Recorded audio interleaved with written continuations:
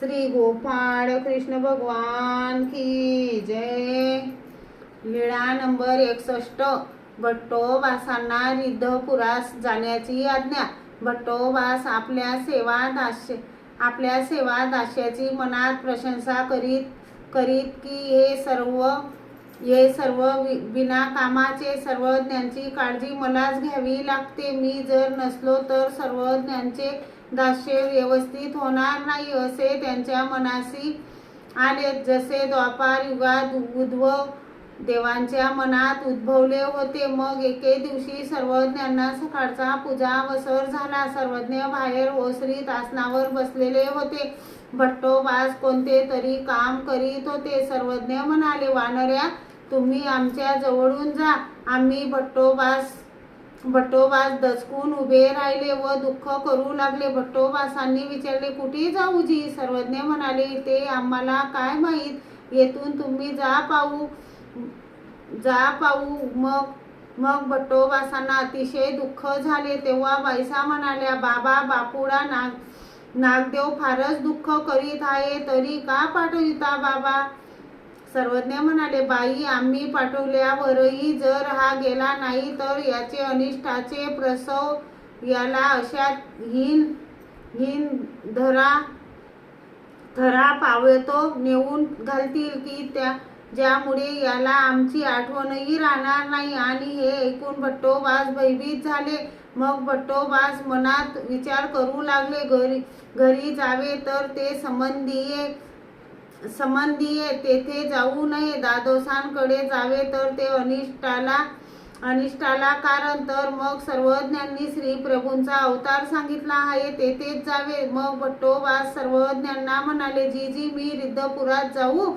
सर्वज्ञ म्हणाले, हो, हे ठीक आहे, यौवारीची बुद्धी धर्मी उपयोगा जाय। मग सर्वज्ञांनी उदासीनता गेली। सर्वज्ञ म्हणाले, आता तुम्ही जा, एक महिनाभर राहा, मग या। भट्टोबासांनी सर्वज्ञांना दंडते घातले, श्रीचरणा लागले। मग भट्टोबासांनी विचारले, जी श्री प्रभूंच्या दर्शनाला जात आहे तर तेथे कोणाला वंदावे तथा स्तुती करावी? सर्वज्ञ म्हणाले, वानऱ्या, ज्या ठिकाणी जायचे त्या ठिकाणी जयातेची वंदीजे, तयातेची वाणीजे हो जी। मग भट्टोबास म्हणाले, जी साप्रंत सुखासाठी परमेश्वराचे वंदन केले, स्तुतिगान केले, त्याच्याने काही परमार्थाचे साध्य प्राप्त होईल? सर्वज्ञ म्हणाले, दृष्टे अदृष्टे न साधे,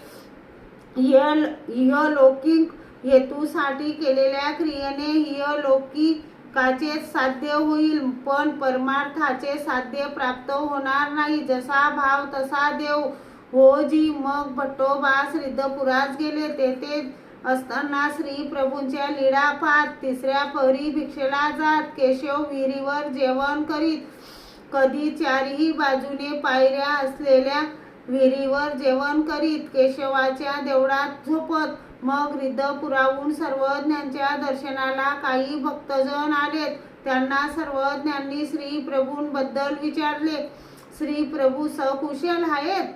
जी सकुशल आहेत। सर्वज्ञ म्हणाले, त्या ठिकाणी नागदेव नावाचा एक ब्राह्मण आहे। जी आहे। सर्वज्ञ म्हणाले, तो कशा रीतीने राहतो? जी तो बोटावर दिवस मोजत आहे। मग काही भक्तजन सर्वज्ञांजवळून रिद्धपुरात जायला निघाले।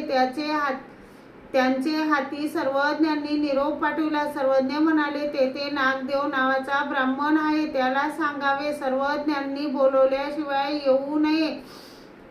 मग ते भक्तजन रिद्धपुरास आले। श्री प्रभूंचे दर्शन झाले। मग भट्टोबासांना सांगितले, भट्टो, तुम्हाला सर्वज्ञांनी सांगितले आम्ही बोलवल्याशिवाय येऊ नये। आणि हे ऐकून भट्टोबासांना थोर दुःख झाले। माझ्याशिवाय सर्वज्ञांचे काय अडणार आहे? मला कशाला बोलवायला पाठवतील?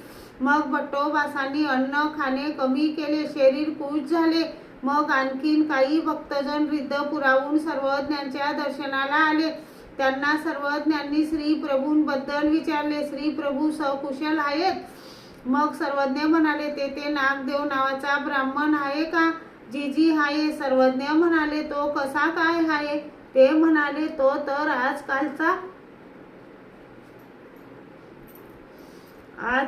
आजकालचा झाला आहे, अर्थात 1-2 दिवसात त्याला मृत्यू येईल एवढा तो